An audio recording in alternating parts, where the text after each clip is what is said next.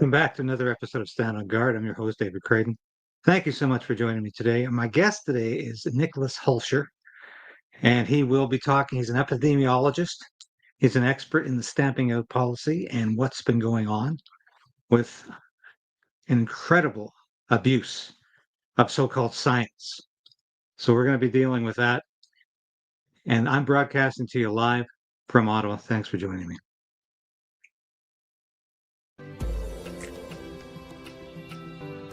The Prime Minister lied and his minions continue to lie. Your home is your castle. We're calling on the government to introduce and immediately pass the Stand on Guard law. But we also need to resolve to resist.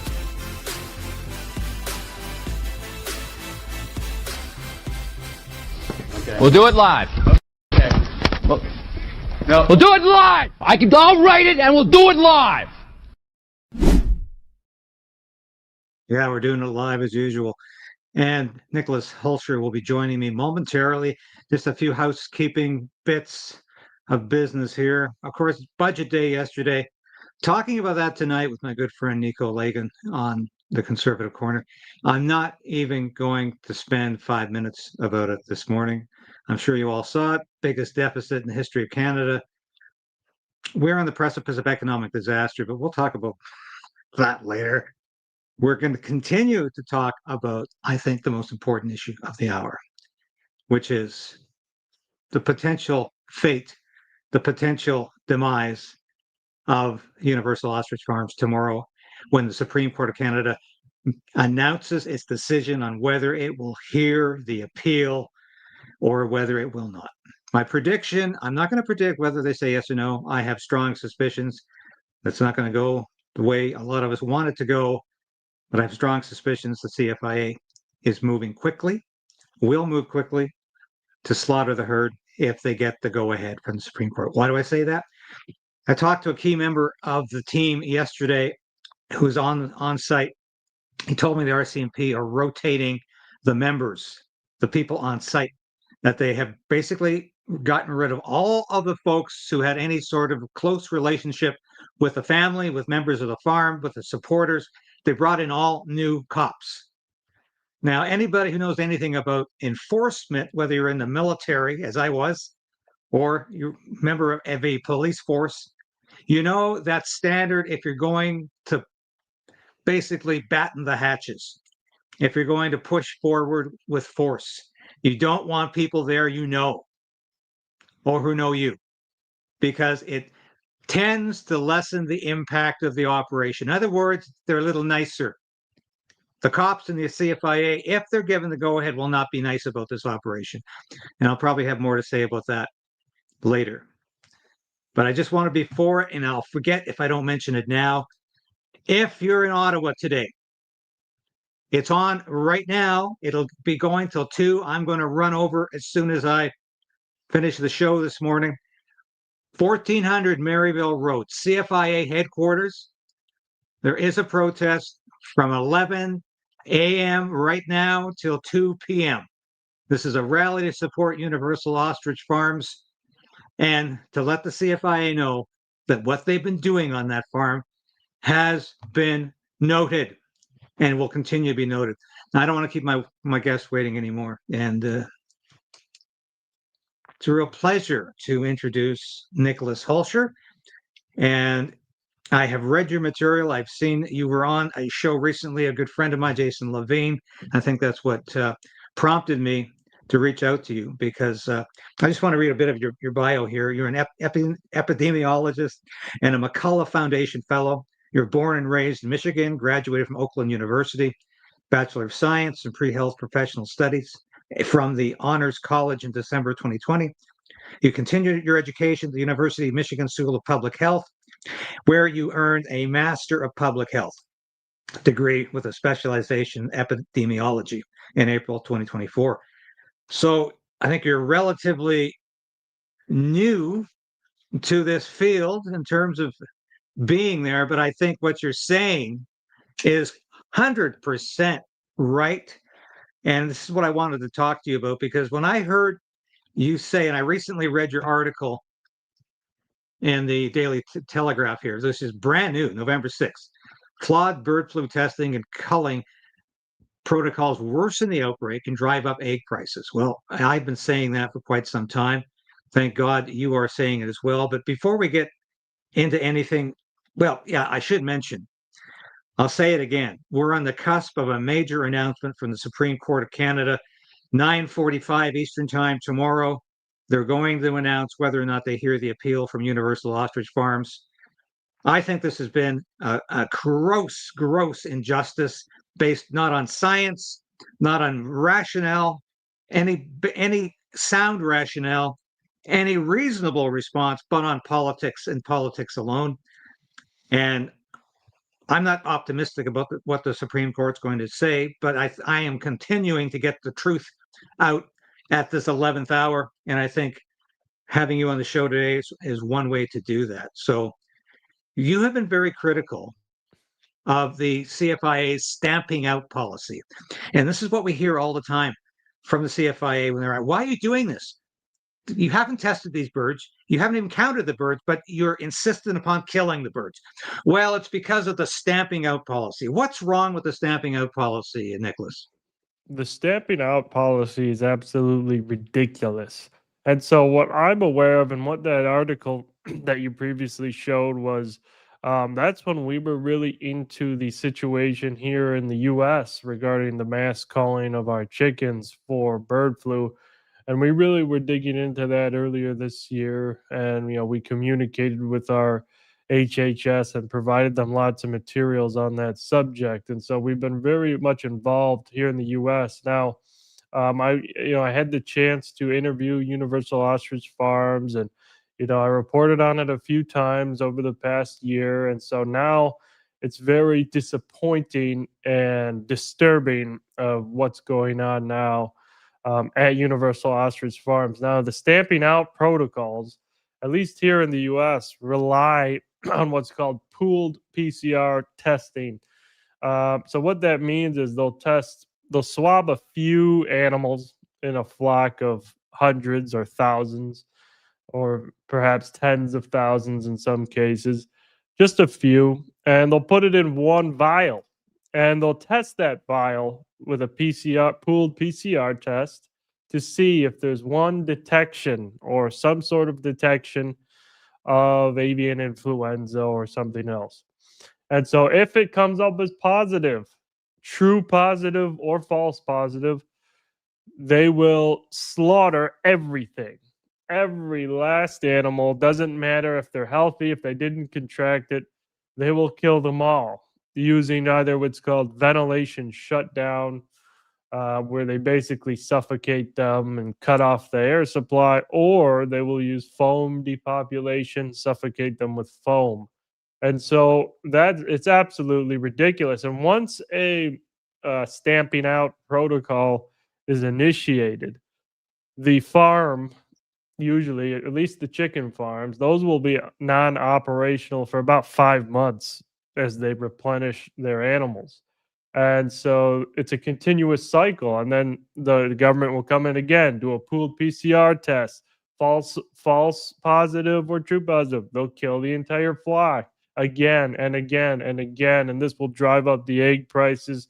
We have to remember avian influenza or any of these other viruses or pathogens will be spread via migratory waterfowl. And thus, it doesn't matter how many times you kill the chickens, they will continue to be reinfected. So what actually needs to happen is you have to isolate the sick ones from the healthy ones, and you have to allow the ones who have recovered to live on and survive and produce offspring, and they will have protection against whatever pathogen they're afraid of that they're killing them for. And that will put an end to all this debacle much faster. Now, regarding the ostriches, I mean, they were presumably, tested positive PCR, basically a year ago. Yeah. And all of them, it already circulated through all of them. All the surviving ones right now, only a few died. The rest of them, they all have natural immunity. They're not infected with bird flu. There's absolutely no reason to slaughter any of them. In fact, they need to be used, their antibodies are so vital for research purposes. They could be used to make therapeutics against avian influenza, to see how animals do develop natural immunity, to understand those dynamics. This is such an opportunity to help out people and help navigate out of the situation, not going in and slaughtering every last one of them. It's absolutely ridiculous. It's anti-life, as we've seen with many of Canada's policies in the past 5 years. It appears they don't care about any of this stuff.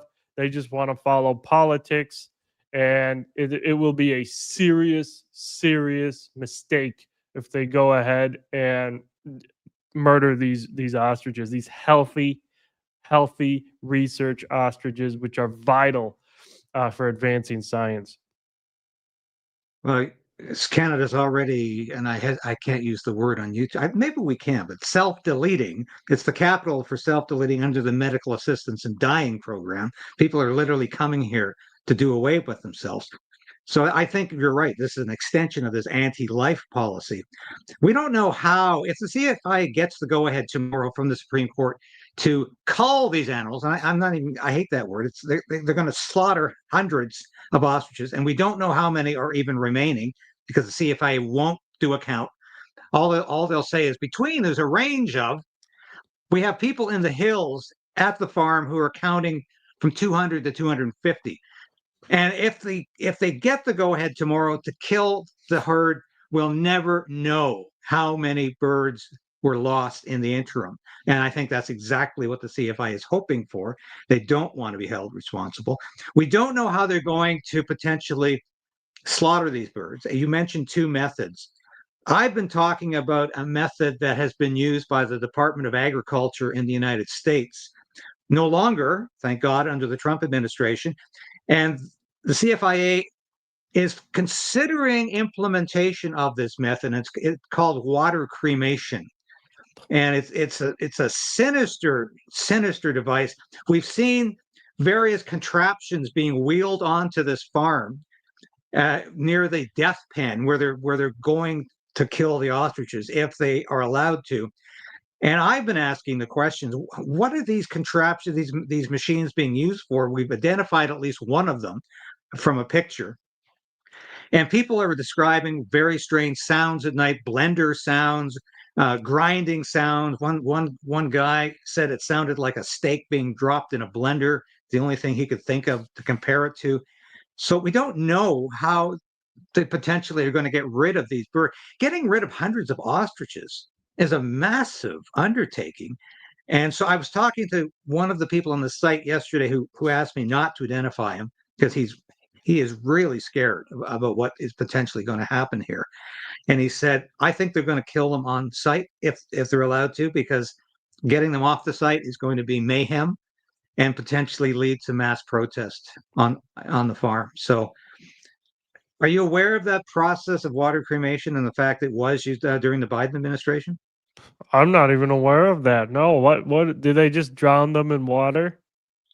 No, they liquefy the remains through a thermal process that replicates the heat of literal burning. And it's a Department of Agriculture invention, if you will, from 2017. I read the abstract on this and was just horrified because I was saying, what could this be on the farm?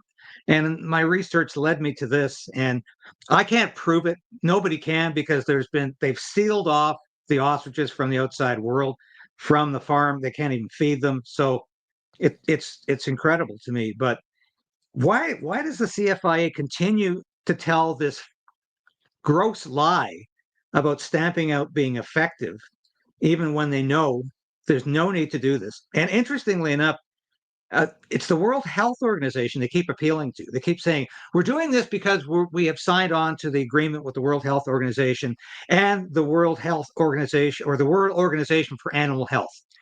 And they really believe in the stamping out policy. Except, and as soon as they said that, people started pointing out to me, read their website. Even the WOA, the World Organization for Animal Health, in the WHO, are not in sync with what the CFIA is doing. They're saying, don't immediately cull the herd. Uh, Separate them, bring some of the birds in isolation, do quarantines, try something else. And yet the CFI continues to pretend, and I would say lie, about the reasons they're doing this. I don't even think they can appeal to these globalist entities anymore to say, oh, we have to do it because we're signatories to this and our hands are tied. So what do you think of that? Yeah, this is all just absolutely ridiculous. There is no need to stamp them out.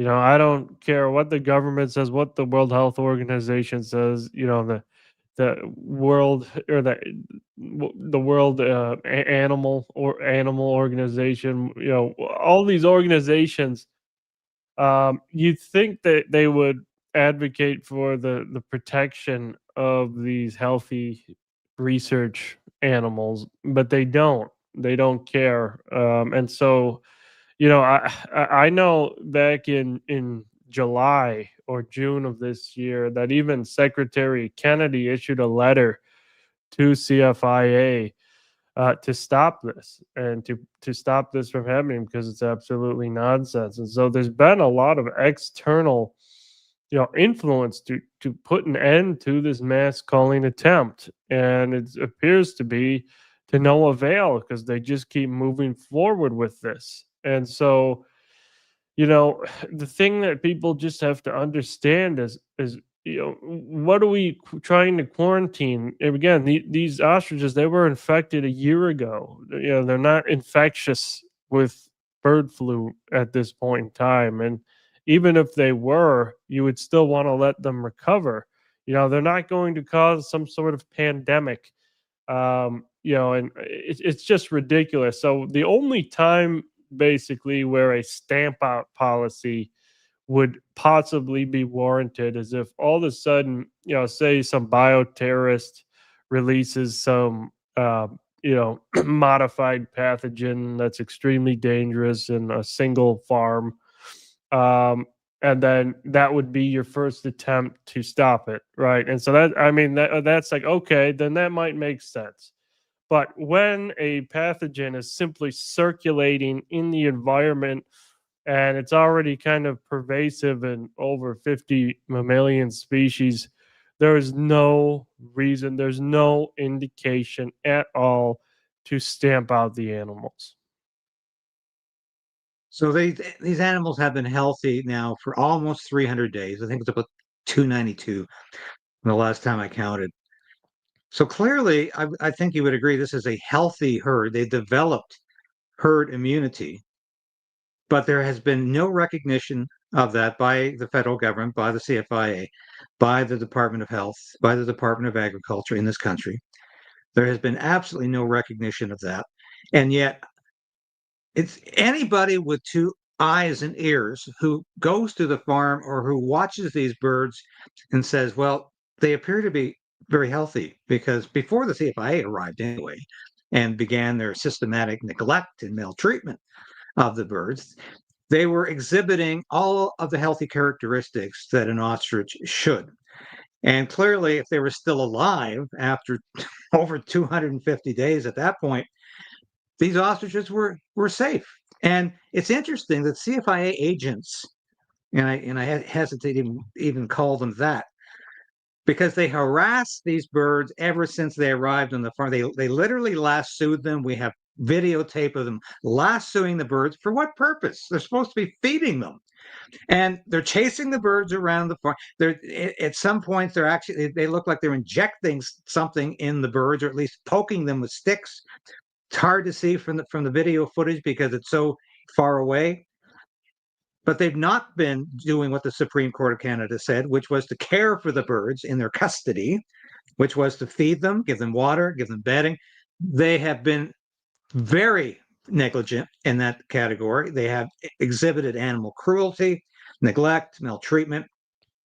So why can't the CFIA acknowledge that these birds are healthy? Why can't they test them? Why are they so resistant to testing these birds?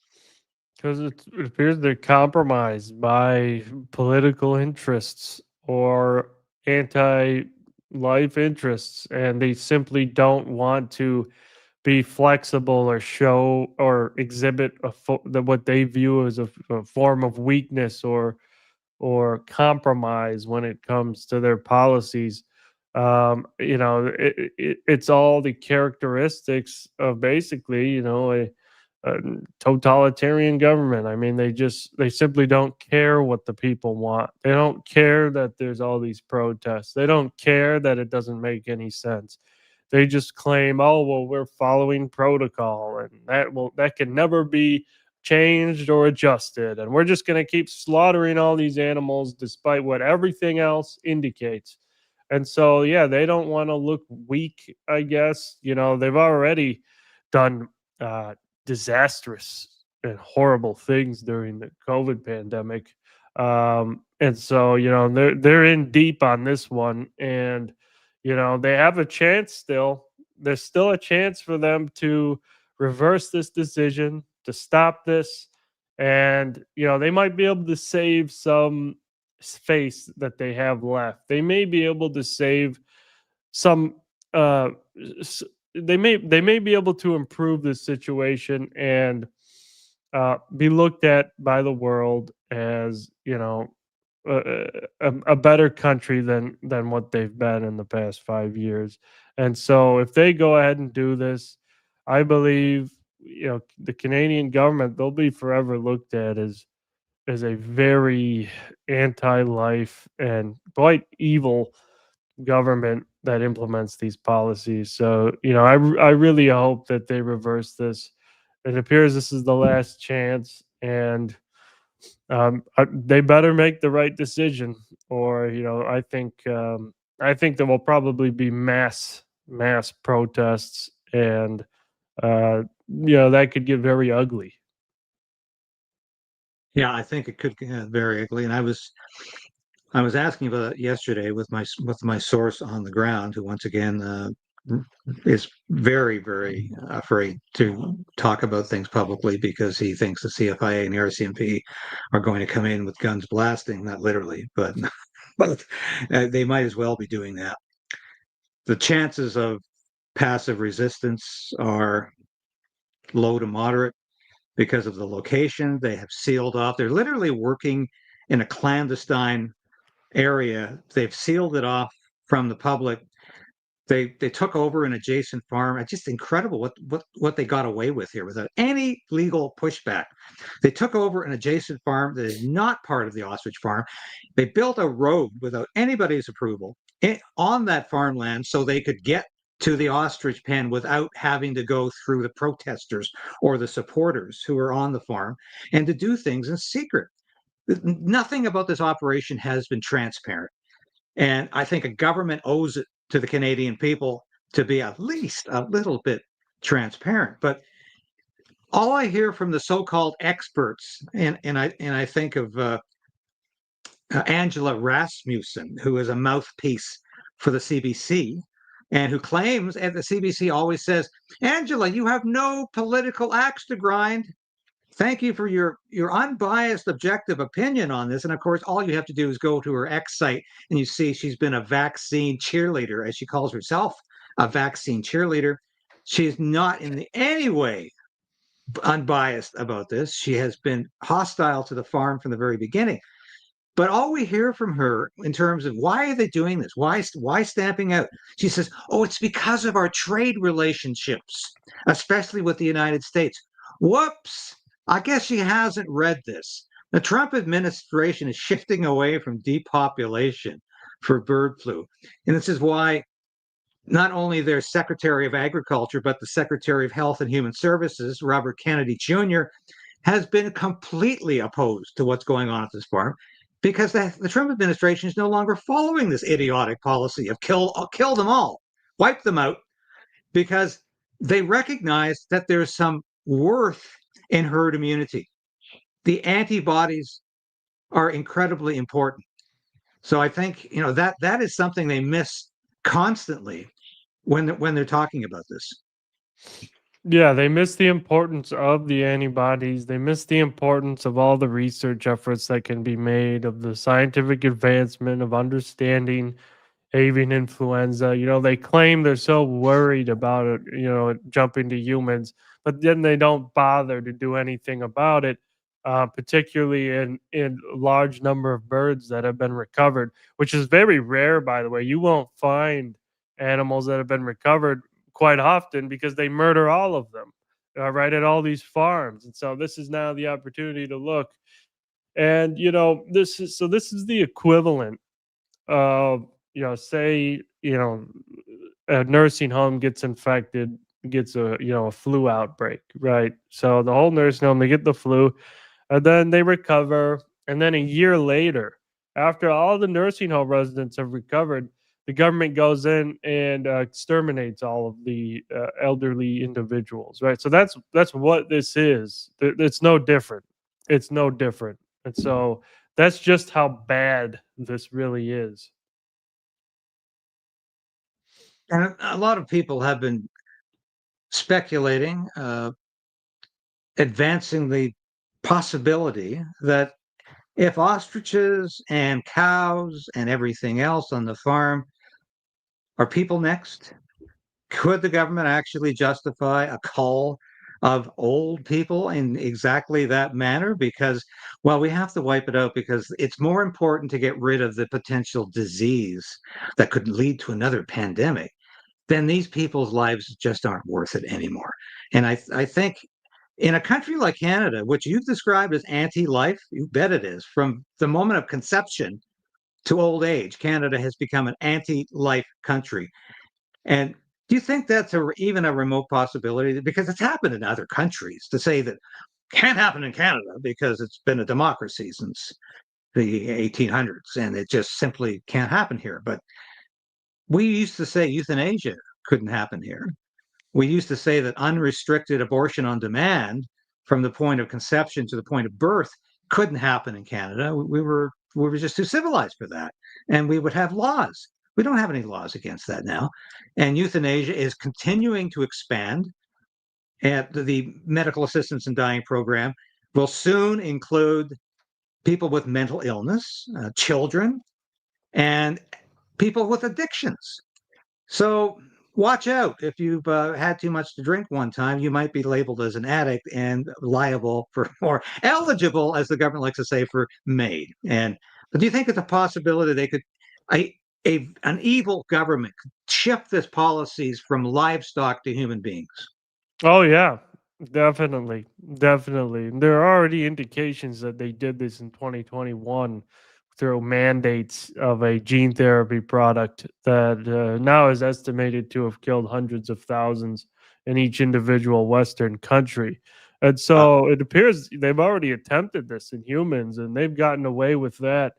And so, yeah, it wouldn't surprise me in the near future that they'll get to a point where they'll just say, all right, come on, we're going to kill you for the greater good of the country. We're going to exterminate your entire community because one of you has been infected with this new virus that we leaked out of a laboratory. That would not surprise me one bit based on all of these actions. And so that's why this is so important to stop this mass call, to prevent this all from propagating and spiraling out of control to other animals, to humans, and just going down the path of no return. So now is the point where we can stop this. This can stop, and we can prevent all of this from happening, and we can start to change the trajectory to a positive future, not one of murder.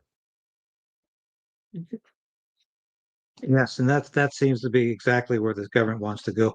I had to laugh. I was doing some research on you this morning or last night, and I saw one of your critics, and the name's not important, but it was a fairly legitimate critic, and this is what makes it all the more astounding.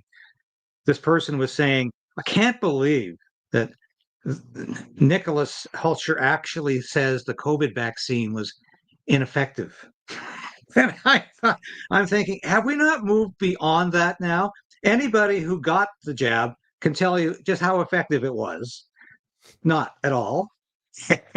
And But I've had Naomi Wolf on this program a number of times. The last time we talked about the Pfizer papers, which she's the editor of, she's put tremendous amount of work getting scientists together, health professionals, to say that the COVID vaccine was not only ineffective, but toxic. And I think the evidence is out there for that. But yet, this government of Canada refuses to admit that and refuses to even look after people who have been injured by the vaccine. They've given them not a cent in relief money for what they've had to go through. People who have gone from being athletes to paraplegics. But even more so than that, the Carney government, just like the Trudeau government, continues to insist, it's all about vaccines. And it's interesting to me, Nicholas, on January 2nd, the CFIA granted an exemption to Universal Ostrich Farm, saying they did not have to initiate what they call depopulation of the herd because of the unique genetics of the ostriches. So the farm had a sigh of relief, saying, thank God we don't have to do this. 8 days later, CFI came back and said, your exemption is canceled. No explanation as to why. But interestingly enough, just another week or so after that exemption was stopped, the government of Canada announced it was buying 500,000 H1N1 influenza vaccines. So they were clearly telegraphing to the world that we don't want herd immunity. We're going to do the bidding of Big Farm, which wants us to continue to buy these vaccines. And I think what they want to do is not only vaccinate the animals, but the farm workers, which of course they've already said that would be a good idea. So do you think this is all inevitably ultimately what this is about at Universal Ostrich Farms is another attempt to make life easier for Big Farm and to buy into their remedies, their costly remedies? Oh yeah. Oh yeah. Most definitively. The plan is always for any of these outbreaks is mass vaccination as the only solution. They say nothing else will work because if anything else works, they won't be allowed to emergency use authorize these novel genetic injections or so-called vaccines. And so yeah, that will be the goal.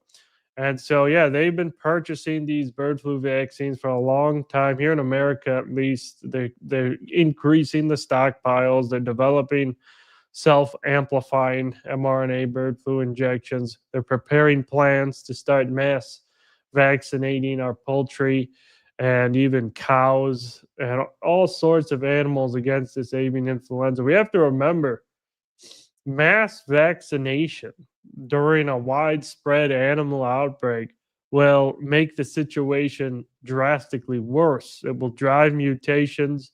These vaccines are all leaky. They don't provide sterilizing immunity. And thus, if they do become infected, it will exert pressure on these pathogens to mutate and better infect other mammalian species, other humans. And so this is proven in a study by Lee and colleagues. They literally looked at what happened in China when they mass vaccinate the chickens. It literally drastically drives the evolution of other strains and mutations. And not only that, you'll be inoculating the food supply with all this garbage and all these toxins. And so humans will then end up consuming these vaccine components. And so you don't want any of this. It's such a bad idea. But it appears, yeah, that's what they would like to move to. And regarding that, critic that says, Nicolas Hulscher thinks the vaccines aren't effective. They are, right? They are. There's 8 studies now that all have found what's called negative efficacy of the COVID vaccines. What that means is instead of protecting you like they were supposed to do, they actually increase your risk of infection quite drastically and dose dependently. So the more doses you get, the higher your risk of infection becomes. Work days lost. In a recent study came out, increased risk of influenza-like illness if you got these shots. It appears actually And you have to remember, we've now published over 20 peer-reviewed studies on these injections. It induces what's called VADES, right? VADES, your immune system becomes exhausted and collapses. Your T cells become exhausted. They can't defend against pathogens anymore. And then you will all of a sudden get all these infections, herpes reactivations. Your immune system becomes a wreck, a havoc mess from these mRNA injections. And we're working on a study now where we have electronic medical record data. The preliminary signals are very worrisome, indicative of VADES, where actually we see now in all these vaccinated individuals compared to the unvaccinated, their T cells have been exhausted. Their immune function has been destroyed, and it's not recovering. We're years after. These patients, they're not recovering, right? So this is a long-term disaster. And so, yeah, that individual who claims these are effective is deeply mistaken. Yeah, I would think so. Is, is Canada out of step with the world, and certainly with the United States? I would imagine. As far as you know, the Trump administration has moved away from stamping out. Is that correct? Unfortunately, I hate to say it, but in September, it appears that we actually resumed the mass calling operations. Oh, Yeah, about over 5 million since September have been exterminated here in the U.S. over bird flu. So it appears that while we know that Secretary Kennedy has said in many interviews now that they're against the mass calling operations, and Trump even inferred that they don't want egg prices to go up. These farms and the USDA, they're still going through with it, and it's now ramping up again. And so we expect these egg prices to skyrocket again. And it's what we call the mass culling cycle of devastation, because it's a repeating cycle that doesn't end until the summer months. And so this year we might get up again to 70 million birds exterminated unless they stop this. So, I haven't heard any recent statements from our Secretary of Agriculture, Brooke Rollins, or Secretary Kennedy on this renewed calling. And so that's an urgent matter that has to be what we have to stamp out. We don't need to stamp out the healthy animals. We need to stamp out the mass calling practices. yeah, it would seem so. And as I mentioned earlier, even the globalist entities, WHO and WOA, the Animal Health Organization, they're moving away from stamping out. Their policies are a lot more reasonable than those of Canada, the United States. So if they can advocate less severe policies, I would hope that trickles down to the Trump administration, because of course the USA is no longer a member of the World Health Organization. So really can't blame them for these policies. So I think you've got your work cut out for you as well in the United States. But if this call is allowed to continue tomorrow, and it's going to be a very sad day for a lot of us who have watched this story now for 6 months to a year, and a very sad day for this family, for Katie Passatney and her family, and all of those people on the farm. It's going to be a very sad day if that happens. But do you think the government of Canada is going to use this as an excuse to continue with a policy not only of more stamping out, but of creating, I would say, the environment for another pandemic scare? Is that on the horizon? Yes, that's on the horizon. And so if they would love to go through with the mass culling of the ostriches to amplify the fear factor among the population. They want to increase perceived fear of this bird flu pathogen, because that's what they have been hyping up for the past year or so as the next pandemic. And so they would like it to be. There are multiple biolaboratories across the world, particularly in the US and the Netherlands, that have been modifying these bird flu viruses to better infect humans and to become airborne transmissible. So they have the modified pathogens.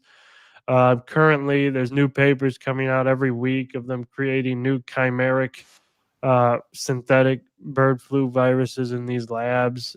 So, we have to watch out for that. I think anything here would be man-made or synthetic, not derived naturally. And so that's what I'm, concerned about. So if they have high levels of perceived population fear of a pathogen, according to a study by Gao and colleagues, that means that vaccine uptake will drastically increase, because the equation is the more population perceived fear, the higher the vaccine uptake. And so those two tie in together. And so their mass culling attempt here will increase the fear. They'll continue to mass call the other birds. They'll continue the fear mongering. And then they'll roll out the so called solution, the vaccine, in hopes that a bunch of people will line up and take it. And I don't think a lot of people will take their magic potion this time. I have a feeling you're quite correct about that. I want to thank you for your time this morning, Nicholas. It's been very enlightening, and you're a fighter for freedom. You're a fighter for people who are trying to resist this authoritarian arm of government, not only on the ostrich farm, but in Canada. I think it's less in the U.S., but we've got to get a hold on that stamping out policy. But Nicolas Hulscher, Master of Health, Public Health, and hope you get that doctorate. By the way, I know you're. I was going to call you Dr. Hulscher. You're almost there, but get that doctorate. I encourage you to do so. You're a sane, rational, coherent, articulate voice for not only science in this field, but freedom for the people who are affected by bad science, by non-science, and you're fighting it. And I want to thank you for that, because we all need to pull a lot more weight than we usually do on this issue, and we'll see what happens tomorrow. Like I said, I have no illusions that the Supreme Court is entirely sympathetic, but I think we've all done a lot of work in the last 5 or 6 weeks since that farm was occupied to highlight the inaccuracies, the lies, the misinformation, the maltreatment, the animal cruelty, that might have moved the Supreme Court. I'm hoping and praying for a positive outcome for that farm, for that family. And I think the work you have done has been an integral part of that. So thank you for joining me today. And we'll certainly have you back for other related issues that are bound to come up. Thanks for having me. In Canada, this is your last chance to be on the right side of history. Don't make the wrong choice. Thank you so much. And bye for now. That was Nicolas Hulscher. What a strong voice for freedom. And once again, that announcement from the Supreme Court tomorrow, 9:45 Eastern Time. I'm hoping to have Katie on the show right after that announcement is made, to talk about it. And once again, if you're in town today, rally to support Universal Ostrich Farm. It's on right now at 1400 Maryvale Road in Ottawa, CFIA headquarters. Go out and tell the CFIA you know what they're up to on that farm. You know what's going on. We'll be back in a minute after this brief mention from our story.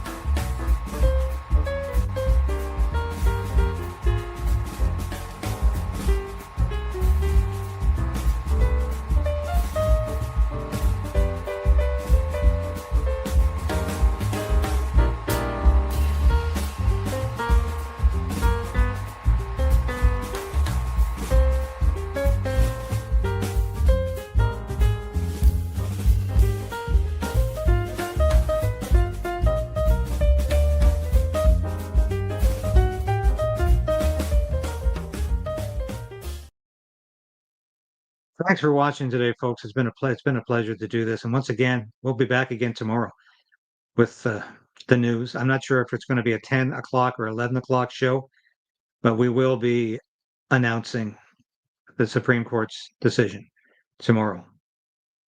And I'm sure they've already made that decision, but keep them in your prayers anyway. If it goes against them, it's going to be a hard day for everybody on that farm, and for all of us who wanted this to be a positive outcome. for not only one farm, but for Canada, for freedom, for science, for rationality, for private property rights. And you're right, if the foundational rights of a democracy are being overridden right now by this Carney government in Edgewood, BC, at Universal Ostrich Farms. Thank you so much for joining me today. I will be back again tomorrow, as I said, either 10 or 11, depending upon the logistics and the interview demands. Bye for now. See you at the protest.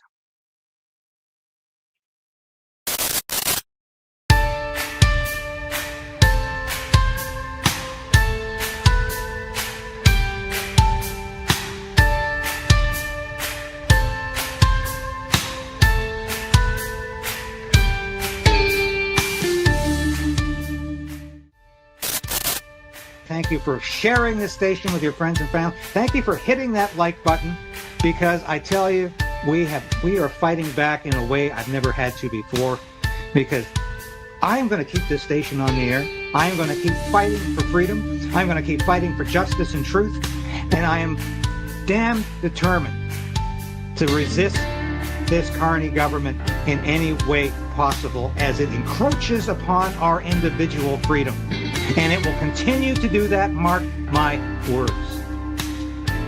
I'll be back again tomorrow. Same time, same place. 10 a.m. This has been David Krayden, broadcasting live from our nation's capital in Ottawa. Thank you for watching.